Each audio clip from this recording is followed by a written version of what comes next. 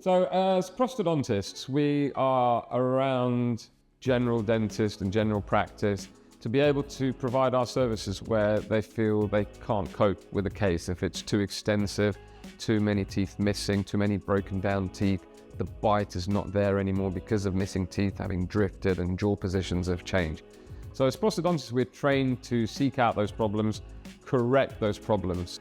And very often prosthodontists work with orthodontists. So sometimes that can even be general dentists that provide aligner treatments to get the teeth in the right place before we start replacing missing teeth. Other team members that we work with are also periodontists, gum specialists, very important to get the foundations healthy, and endodontists, root canal specialists, in order to eliminate disease within teeth, where we consider saving teeth.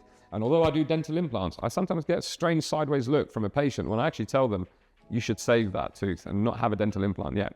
Please go and see a root canal specialist, and then we will provide you with a crown. So saving teeth is essential where we can actually do so.